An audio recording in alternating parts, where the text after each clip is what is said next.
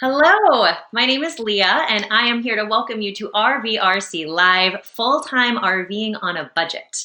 I have Dustin Schroeder here from Full-Time Families, and he's going to help answer your budgeting questions, give us some tips that he has gathered while living full-time in the RV.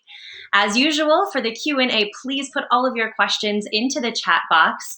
If you're watching on the site, if you're on a social media website, you can pop them into the comment section, and we'll get to as many as possible in the next hour of Q&A. But before we get to that, I would like to bring your attention to a free download that is available to you today. It is called RVRC Live, Full-Time RVing on a Budget, and it includes a free downloadable bundle for money-saving tips. So RVRC and Dustin, our panelists today, have collaborated on this bundle together for you, and it is free to grab. So go ahead and take a pic up of that anytime throughout this session today. So I'm going to bring Dustin on now. Welcome, Dustin. Hello, and how have you been? I've been good. Thank you for inviting me and having me on here.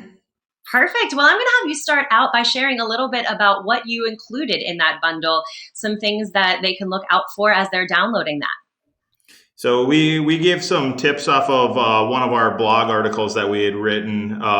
Covers a lot of things like where to stay on a budget, different memberships that can help you save money, some recreation or entertainment type activities that are budget friendly, some other programs that might help you kind of like RV Trip Wizard that'll help you kind of steer your direction on where you're going and plan your routes. Tips on saving fuel, those types of things. Awesome. So we are going to get into some question and answer. And as always, I will pop in as many questions from all of you viewing live right now as possible. And we do have some pre-submitted questions to get to as well. We're going to start off with one of those as your questions start to roll in. So Dustin, very first question, what is your number one saving hack when you are out on the road? I would say boondocking. So obviously when we're out boondocking, we're able to camp at no cost or some very little cost in some of the places, but being able to live off the public land service, the BLM land, that is probably the go-to way to save the most money. You can usually stay there up to 2 weeks at a time. Individual places might have a little bit different rules, but not only is it cheap, but I also love, we've been able to stay in some very nice areas like the Grand Tetons. There's a spot where you can boondock for free and you have one of the best views ever. So boondocking is probably the number one tip, in my opinion, on saving money while RVing. All right, so you mentioned some campgrounds before. So what is the main difference between a private and a public campground?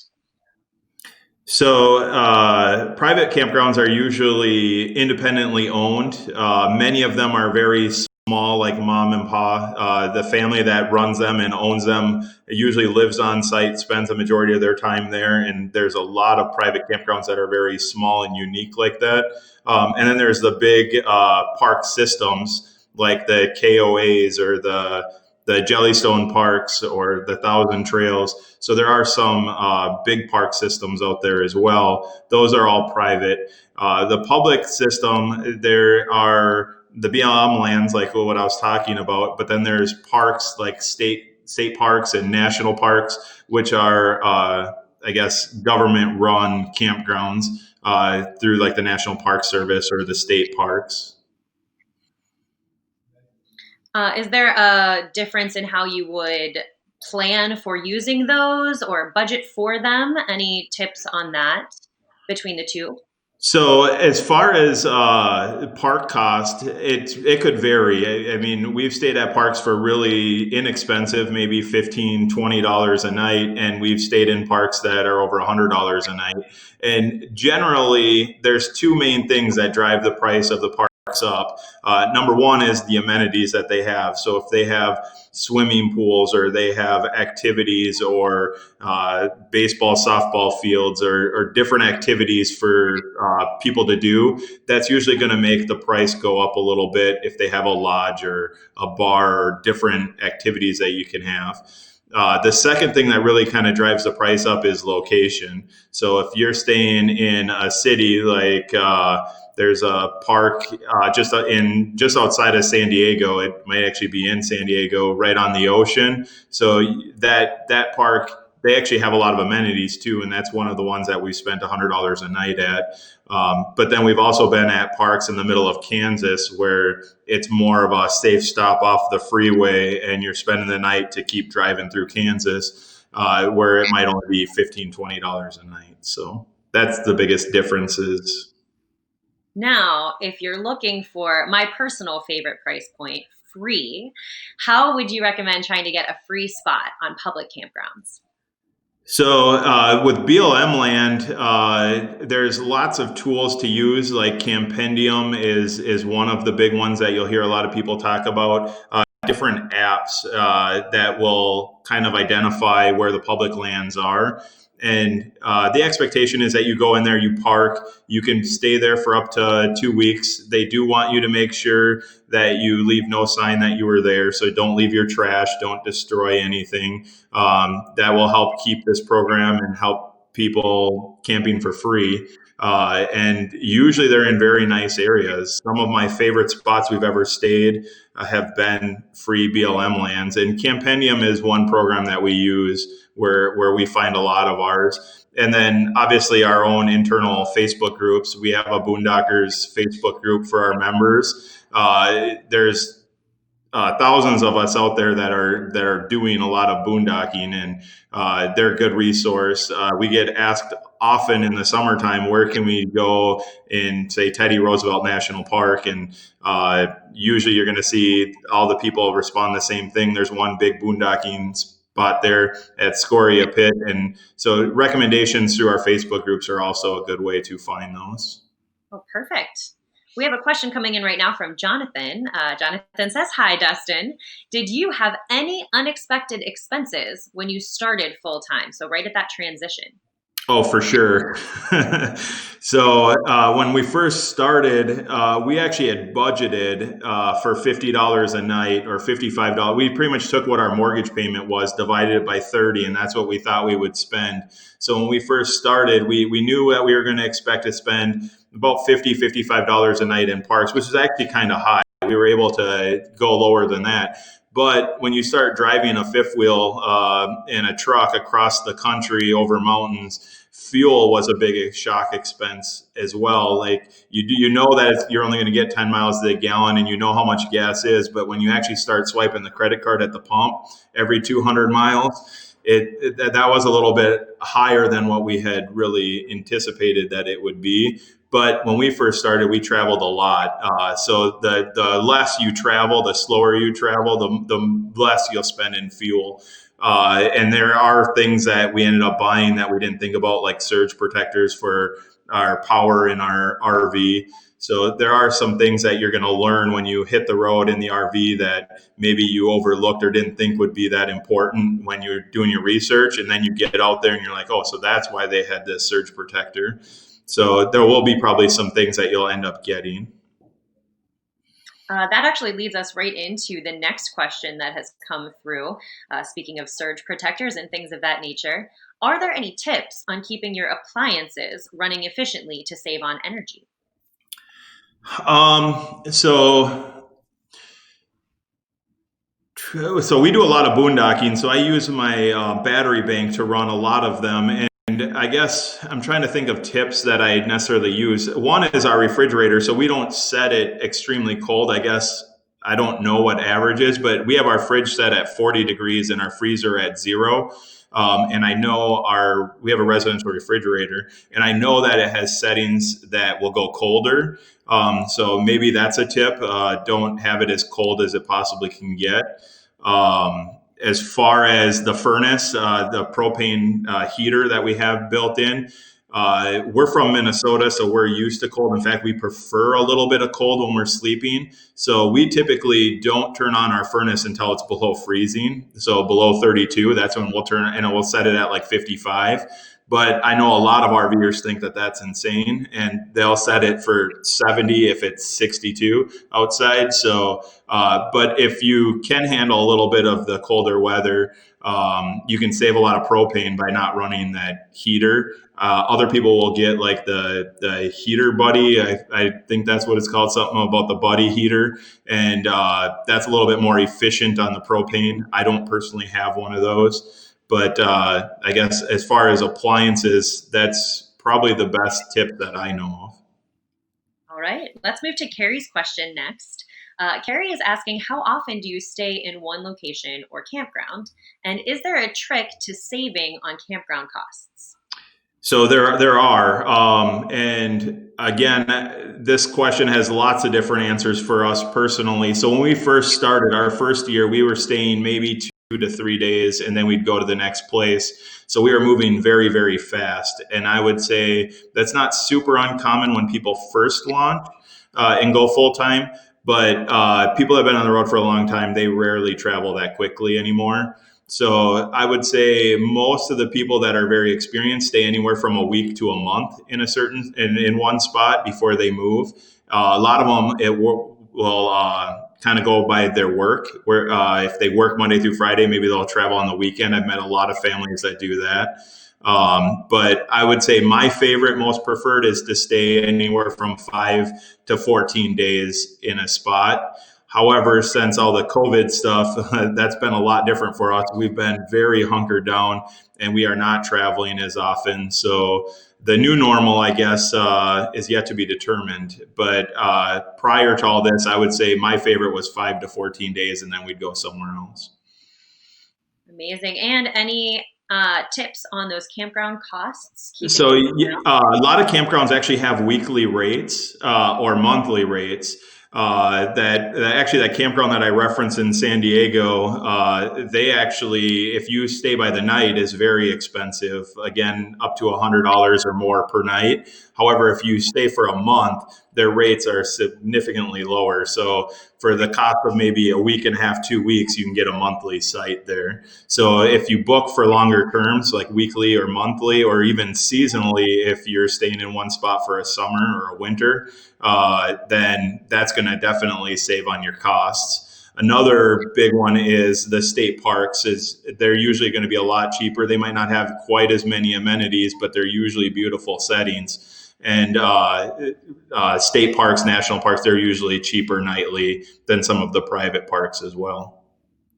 All right, we have two questions that have come in on what I know is one of your favorite topics, Dustin, boondocking. So I'm going to start with Aaron's because it's really basic and super important. So let's address it. He wants to know, what is boondocking? I've never heard that term. So boondocking is essentially, some people call it wild camping or off-grid camping. So you don't have electrical hookups, you don't have water hookups, and you don't have a sewer hookup. So you're technically boondocking when you're staying at a Walmart parking lot. That would be a form of boondocking. So it's essentially camping with no hookups is what boondocking is. Okay, so let's move to Tony's question.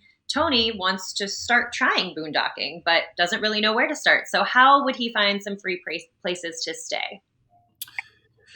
So there's definitely a lot more in the west half of the country than there is on the east when it gets to BLM lands. However, Harvest Host and Boondockers Welcome, that's actually a pretty reasonable way to kind of get used to boondocking. And what that is for you that aren't familiar, Harvest Host and Boondockers Welcome, they're two separate membership clubs that you can join. Harvest Host has a lot of businesses that allow you to stay your RV overnight. They don't charge you for staying there. They do ask that you go and participate in the business. So maybe you're at a winery or a berry farm or a brewery and you're parked in their parking lot. Go in and get some dinner, or get a bottle of wine, and then you get to stay there for free. Again, there's no hookup, so it is a form of boondocking. And Boondockers Welcome is essentially the same thing, but it's mostly private residences that are in Boondockers Welcome that allow you to stay on their property. So you just go stay in their driveway or on their farmland or wherever they're at. And that's a good, comfortable way to kind of get used to boondocking or camping without hookups. The last way that I would tell you is kind of off limits right now, but is go to a group or a rally. That is, a lot of people, their first time boondocking is at the Balloon Fiesta every year. With Full-Time Families, we do a big rally there. And people will go 14 days that have never boondocked. They'll go 14 days without hookups. And the reason that's a great place to learn is there is 50 other full-time RVers that have a lot of the resources and knowledge to be able to help you kind of get through that. So that's another good way. Unfortunately, it'll be tough to do that right now, but that's a good way to get used to boondocking as well. All right, great starting points there. We're going to move into the kitchen now for our next question, and this is from Carol. Carol asks, do you have any tips for making use of your RV kitchen? Do you struggle with making use of it? Carol's worried about spending too much on takeout. No, actually, my wife is actually really good at cooking, and honestly, she gets a lot of her, I guess, recipes or meal planning from Pinterest. So she'll try all these new meals, and the rest of our family has no idea until she cooked a new meal. We eat it, and where'd you get this? From Pinterest. So Pinterest is full of ideas on how to make meals in your RV. Also, again, Full-Time Families, we have a foodie branch in our membership as well, and a lot of them do takeout or go to restaurants and those things, but they share a lot of RV recipes, and the Instant Pot is a huge item in RV world. So most families have an Instant Pot because of our ovens are not that great in the RV. So, but the oven is the one that you hear the most complaints of.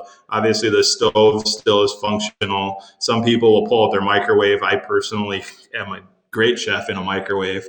I shouldn't say great chef. I can reheat leftovers like no one's business. But other than that, the Instant Pot, we use the griddle, a lot of breakfast or like hot sandwiches, and then we have a panini press that we'll do. All those do use power, so if you're boondocking, it's a little bit trickier. Anything that generates heat, like a coffee pot or a toaster, it uses a lot of electricity. So boondocking, that's something you might want to consider. If you're doing that, make sure you have a power source for it. Okay, let's move on to some internet questions here. We've got one from Jody. Is there a good way to get cheap internet on the road? And do you have any recommendations? So this is probably the number one question asked in the entire RV universe is about internet. And there is not a simple answer. It's very complex because some people might just want internet to check email and their bank and pay their bills or whatever online. And for that, there's lots of resources that are plenty for internet. As far as cheap, no, there's not really a cheap way to get internet. That is Full-Time Families, travel, like that's one of our biggest expenses is different internet. Personally, I use both Verizon and AT&T. If one works great, the other one tends to not work so well. Very rarely are you in a spot. They're both excellent. So it's always good to have a backup. But again, that drives up the cost. It also doubles your bandwidth, so you get more gigabytes. One place that I would point you for internet is there is the RV, I forget their name, but there's a group out there, Technomadia, that does a great job talking about internet. In fact, they're probably the best in the RV industry sharing that information. I would maybe check them out. Okay, let's move to what I would assume would be a miscellaneous budget item here. And this is specifically about a spouse, but I imagine it would apply to any travel partner that participates in the budget. How would you stop your partner from buying souvenirs on the road? I guess the first thing that comes to mind is just buy more expensive souvenirs so they don't have money to do it. No, I'm just kidding. But I would say that one's tough. I don't know your spouse, but it's one of the things. I guess if you're boondocking, there's no stores for them to buy at. So I know my spouse gets super mad at me because I spend a fortune on Amazon. Not necessarily souvenirs, but I guess I don't know the exact answer to that, but I would just start by talking to them or boondocking in an area where there's no stores to buy souvenirs. Just eliminate the temptation from the beginning, and that's it. All right, we have another question coming in. We've been over our budget 100 times, and the bottom line is we don't have enough money. So, do you have any tips to get out of full-time RVing? Any resources that can help us? The question was to get out of RVing. That's what it looks like to me. If you're out there and you want to tag onto the question, I'll keep an eye on the chat box as well if you have any more specifics. So I haven't done that yet, but I have talked to a lot of people that have made that transition, and it's not hard to necessarily go and buy a house or rent a house and get set up. The feedback that I've heard from a lot of the people I know that have gotten off the road is the hitch itch of wanting to be mobile and move again, and missing a lot of the people that they've met on the road.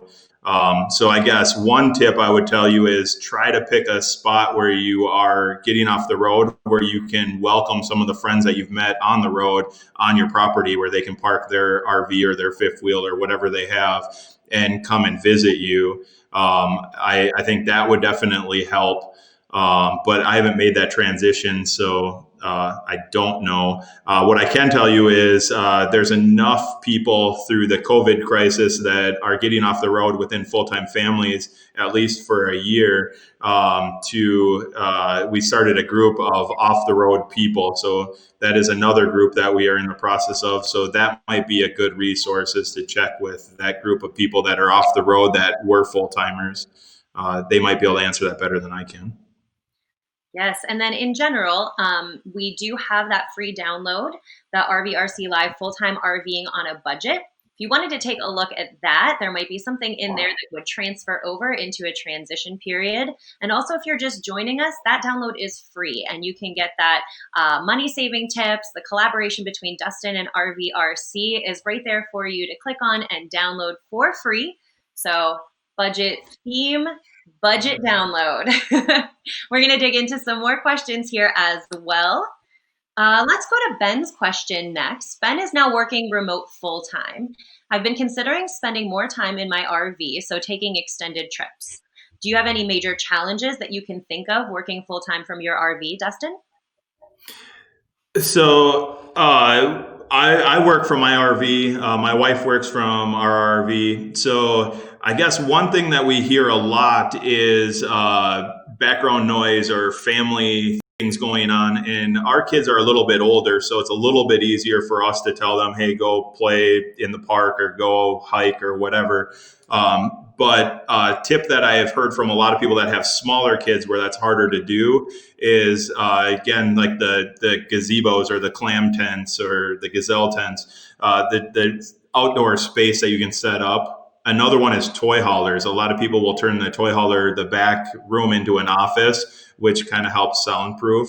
But those are some of the challenges that you'll run into when you're trying to work from the RV, is distractions, maybe background noise if you're on calls, or being interrupted by your spouse or your kids because you're right there and it's easy for them to access you.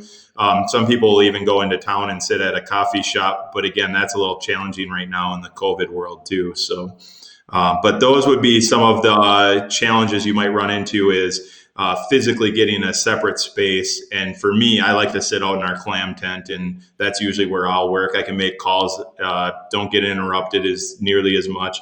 And for the most part, it's pretty quiet in the background. All right, I know I've heard you speak about this next question before, Dustin, so I'm excited to get your input now. This is coming in from Leon. Do you do your own maintenance and repairs on your RV? And did you learn any new skills on the road? So I do a lot of my own maintenance on my RV, and I did not do maintenance on my RV prior to being a full-time RVer. So I have learned all of it while on the road. And RV Repair Club is actually a good source for that. They have lots of videos on pretty much every topic that you could think of to learn. Obviously, YouTube is another place where you can get a lot of information on how to do whatever specific project you're working on. The different chat forums, like the groups like full-time families. Obviously, asking in our group, you're going to find answers to all kinds of questions that you might run into, or challenges or repair issues. So I would say networking is a huge one, and then videos like RV Repair Club or YouTube. That's going to be a great source. That's what I've used personally when I've had breakdowns or things that I had to fix. All right, let's move to Lisa's question. Lisa says, hello, and thank you for hosting this live event. Dustin, can you please tell us more about Full-Time Families? Absolutely. So Full-Time Families is a membership-based group, and a majority of our members are full-time RVing, traveling around the country. Some of them might be stationary. Some of them might be in the planning process to become full-time RVers.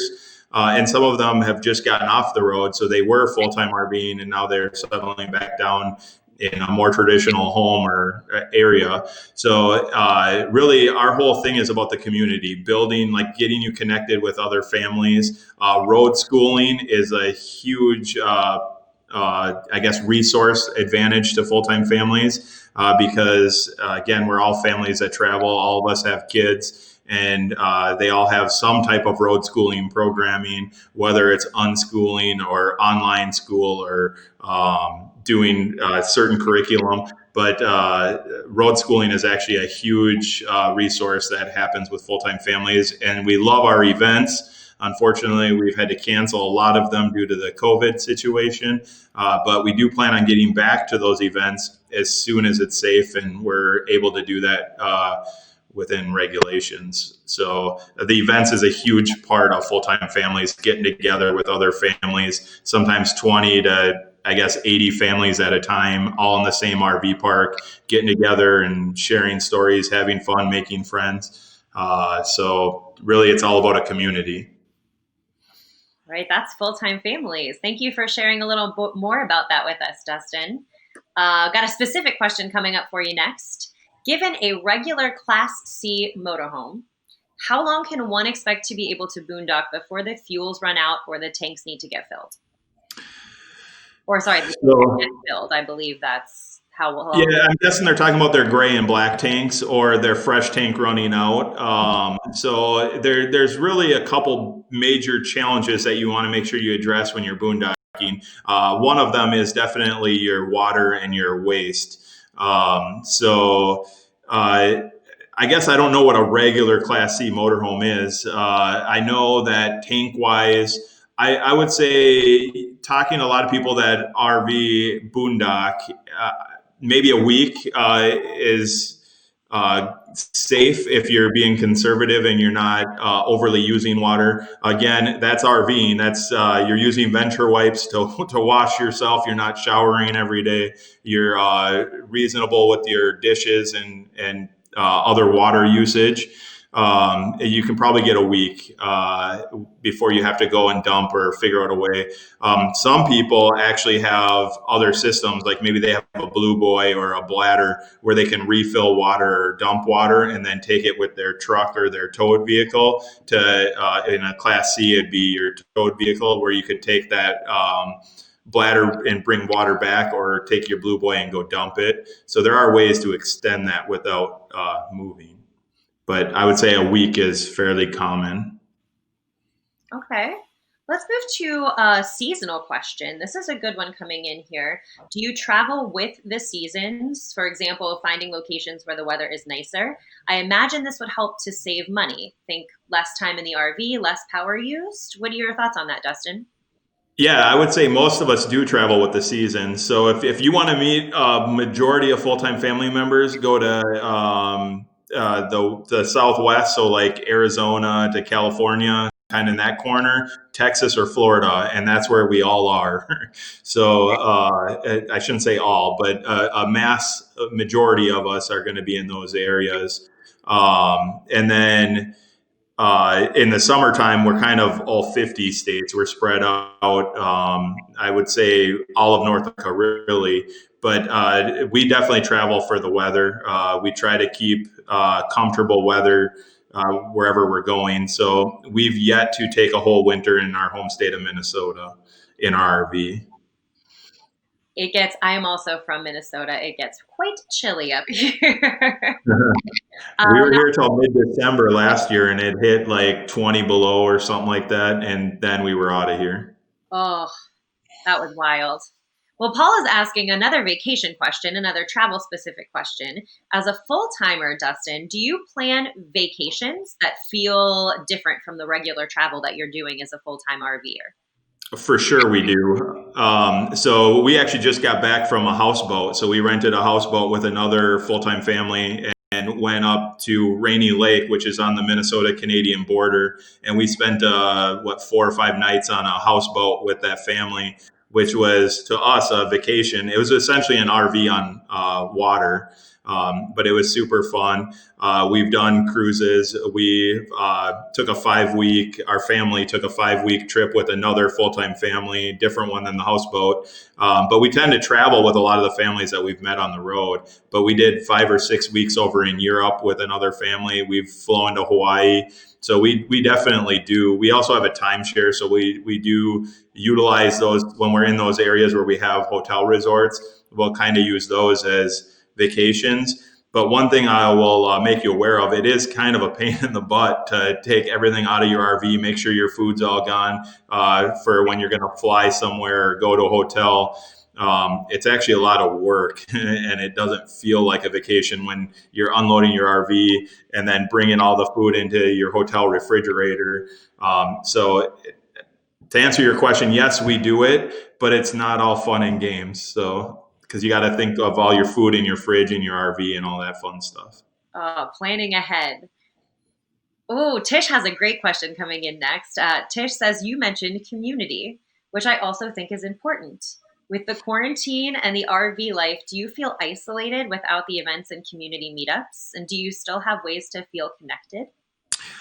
I think it's hit all of the RV community pretty hard by having, I guess, the quarantine and stuff. The advantage is we're set up more mobile. So if when all this quarantine happened in my old life when we had our house, I would have been stuck in the same house, the same neighborhood, like within a whatever 10-15 mile radius, where what happened when the quarantine first started, we were actually in Tucson, Arizona, and we had friends that were allowing us to go stay with them in their house because they had just gotten off the road all the way over in Georgia. So we went from Tucson, Arizona to Georgia in 2 days. We drove like straight through and then we kind of stayed there for a month. And from there, we went to another friend's house in Destin, Florida, and stayed with them. So even though there's still quarantine, we were still able to spend some time with our friends, I guess, mooch docking off of their houses. So we actually moved in with a couple friends that got houses off the road and stayed with them. The same friend that we stayed with in Florida, though, just came and visited us and stayed on our property up here in Minnesota. So it works out in the end. I love that mooch docking term. Very budget friendly. Ooh, Kathy has a question about the AC here. She wants to know, how do you manage being in an open, unshaded site and then trying to cool your RV with the AC? So I would go back to the seasons. I've yet to I've never done a complete summer or winter in Minnesota. I've never done a complete summer in like Texas, Arizona, or Florida. So I would say what I would personally do is probably move further north. But even here in Minnesota, it's been a very hot summer here. And the AC, it just struggles to. So I don't know that there's a secret magic thing. Maybe go out during the day and do something outside. That's essentially what we've been doing. Is we just aren't in the RV during the day. And usually at night when it does cool off, the AC will usually cool it off fairly quickly. So I would say the first thing to look at is your geography. Are you in an area that is supposed to be very hot and in the sun? And maybe look at moving if you can, if you have that option. Number two is spend more time not in the RV. Spend it outdoors, hiking, where you can swim and cool off. But I don't know of a way where you can just make your AC work better and cool your RV better. Okay, we have a few more questions to get to before we will sign off for the end of this live. So if you have any burning questions that you haven't already put in the chat box, please include them and we'll get to as many as possible. We're going to start going into these last few right now. This is a good one to kind of bring in some of the information that you've already kind of been speaking on, Dustin. What are some good tools or websites to utilize to save money when on the road? You've mentioned a few, so let's put them all together here. So I would say one that I would strongly encourage everyone to at least look at is Thousand Trails. I have used Thousand Trails. I would say we average maybe 30 to 40 nights a year in a Thousand Trails park. We're on just their zone pass. So we pay $500-600 a year for it, and we're getting a month to 2 months of use. So that's a pretty cheap way to stay. And they have packages that are even cheaper than that. And people that stay way more than that. I've talked to people that have stayed over 300 days in a Thousand Trails park. So that's one way to stay for a lot cheaper. Passport America is another one where you can save up to 50% on different parks. You do have to be a little bit careful if you're in like a high season or weekend type situation, because it's not every night. Parks are able to kind of limit their seasons on Passport America. But we've stayed just outside of LA at a Passport America park for like $17 a night when every other place around there without Passport America was probably $60-70 a night. So that's a good way to save. Good Sam also gives you a little bit of savings. KOA is another one that we really like KOA.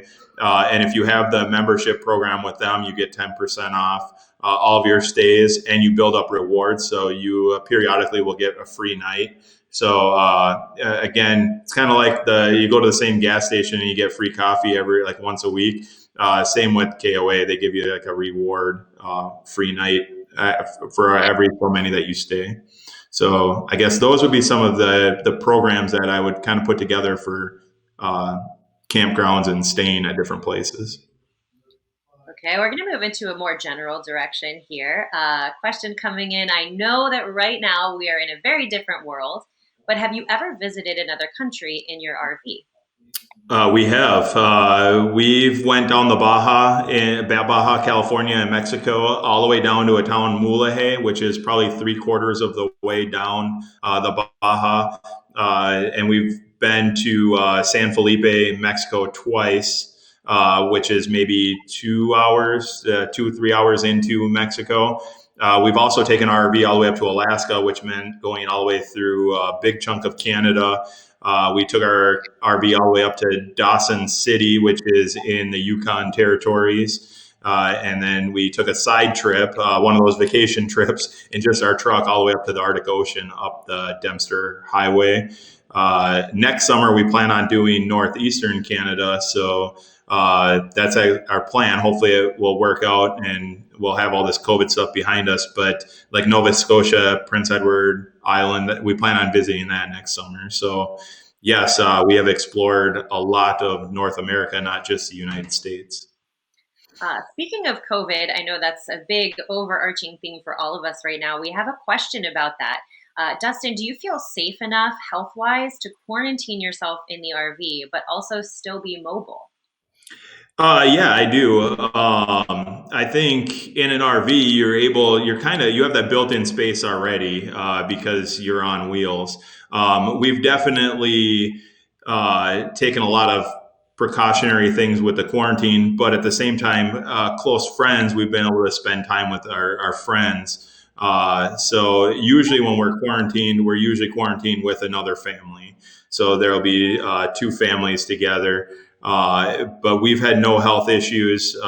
We feel like we've done as much quarantine type stuff as we could, and so far we've been safe. So yeah, I think it's manageable. All right, we're going to move back into the grocery store here. Do you have any good grocery tips for saving, making the most of storage, using that kitchen in the RV to its utmost? What tips have you got?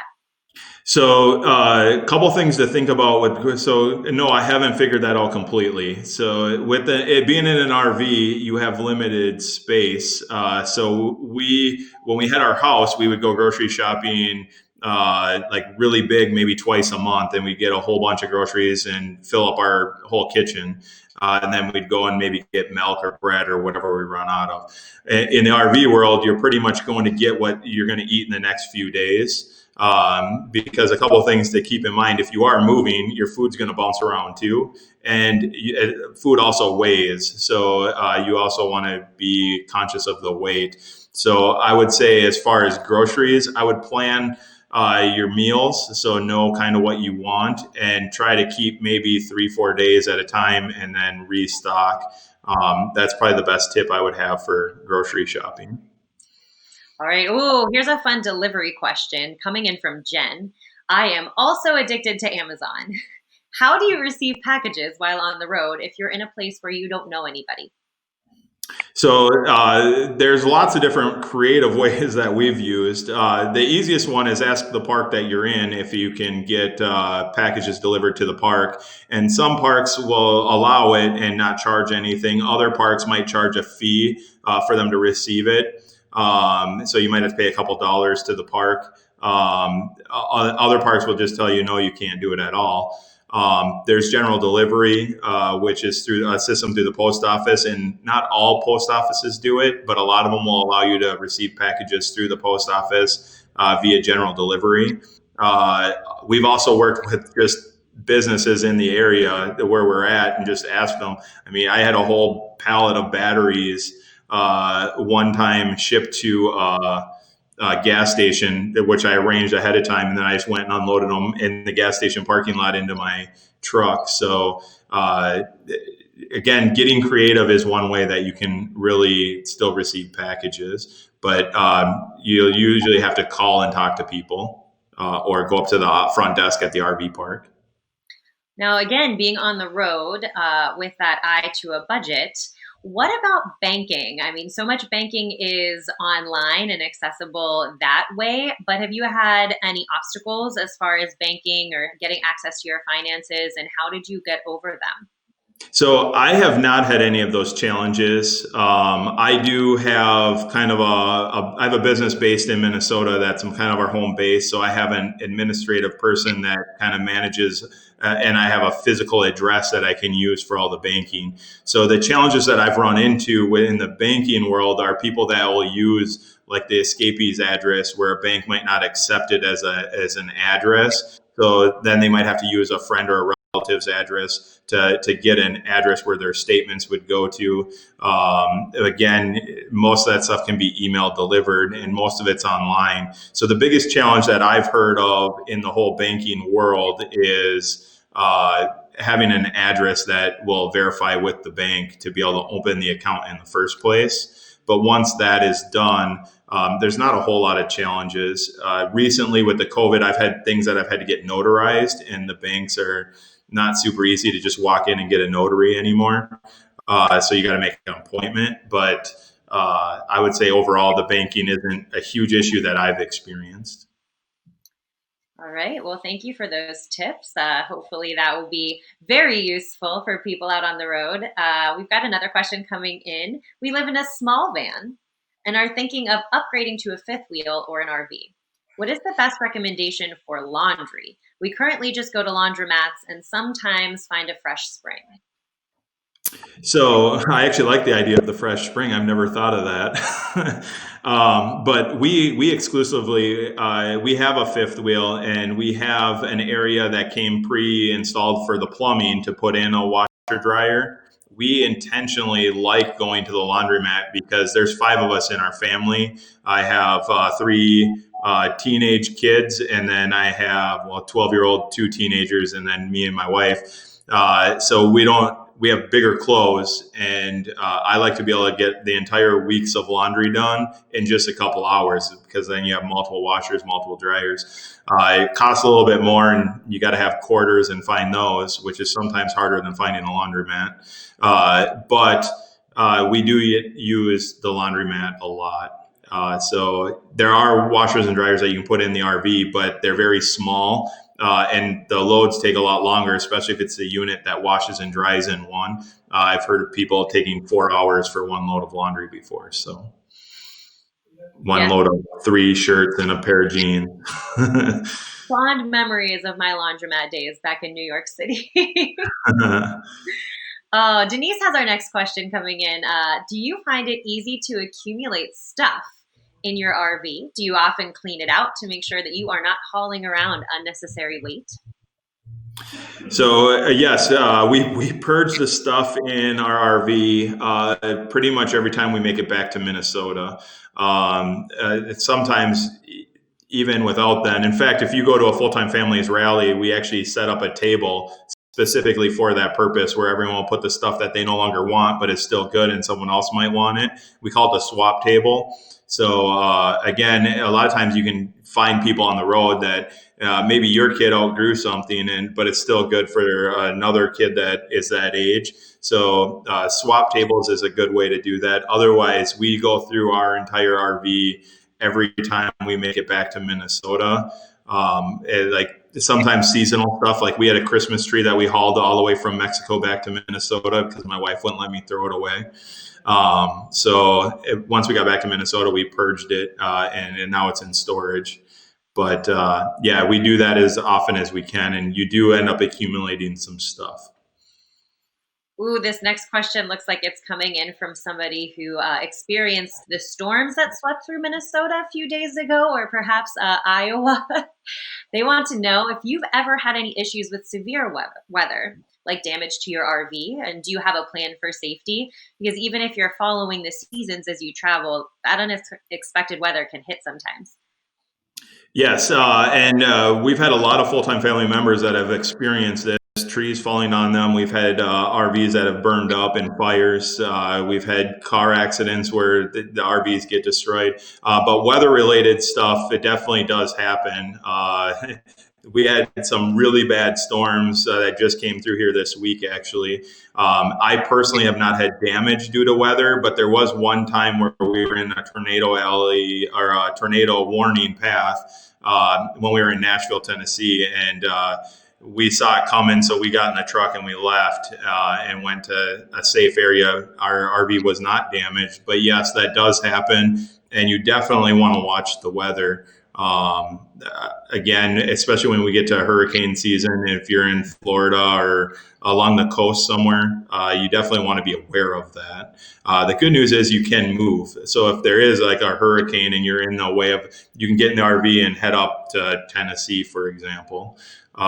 So no, I haven't personally had that issue, but yes, there are people on the road that do.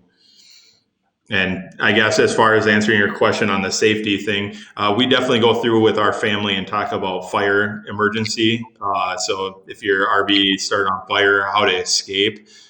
We have not done a whole lot of like severe weather. We grew up in the Midwest in Minnesota and are very familiar with tornadoes. So our kids have already had kind of that talk about tornadoes. So we've never done it specifically in the RV. Okay, I'm going to bring us into some parks to start our little wrap up here. Are there any passes that you would recommend people purchase and spend their money on, like a national parks pass? I know here in Minnesota, there's a license plate that if you get a certain license plate, it gets you access into some of the state parks. Anything like that you'd like to shout out or recommend? Yeah, well, the national park one is one big one that I would strongly recommend because of, I think it's like $80 for the year, and you can go to as many national parks as you want for that year. And one thing I'm pretty sure they still do is if you have a fourth grader, so what is that, maybe 10 years old, somewhere 9, 10, then you can get that $80 pass for free, but your fourth grader has to be with you every time you enter into the park. But the national parks one is one that we always have. My wife, actually in this article, I have my iPad over here with it. I forget the name of it, but there is like a museum pass that we have.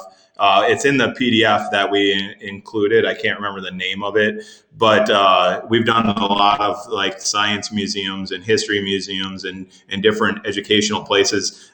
You pay one fee, and then they reciprocate, and you can get access to a lot of different places through that one pass. So instead of spending $10 to $20 per person in each museum, you buy the one pass for the family, and then you can get into multiple. So check out that PDF, and they have that in there. That's another one that I know that we've gotten a lot of use out of. Amazing. Well, I'm going to finish with a final question for you, Dustin. What is the next trip that you have coming up, and how are you planning for it? What's up in the future for you? So COVID is kind of changed a lot of our plans. So in fact, it changed our plan to we have no plan. So so I would say we know that next summer we definitely want to do that Nova Scotia and northeastern Canada. We do have a couple other things that are planned if we can do some of our full-time family events that we will do before then. But again, we kind of got to get the all clear that it's safe to gather and do those events and rallies. But we had talked about going down to South Dakota, which it's like a 1 day trip for us to get to like the Black Hills area because we have a lot of friends that are currently there. So we talked about maybe going down there for maybe a week and then coming back to Minnesota here after. But no big giant plans thanks to our friend COVID. Always jumping in on everybody's calendar this year. Right. All right. Well, before I let everybody go, first of all, thank you for joining us for this live Q&A. Dustin did mention it, and I'm going to remind you that downloadable PDF, that is a free bundle that you can have RVRC Live. It's full-time RVing on a budget. So there are lots of tips in there. That's a collaboration between Dustin, our panelist, and RVRC. So you can grab that for free, the best price point of all. I'm going to say thank you to Dustin for jumping on and answering all of the questions today. On behalf of RVRC, my name is Leah. We hope to see you again for our next live, and enjoy your day. Thanks for having me.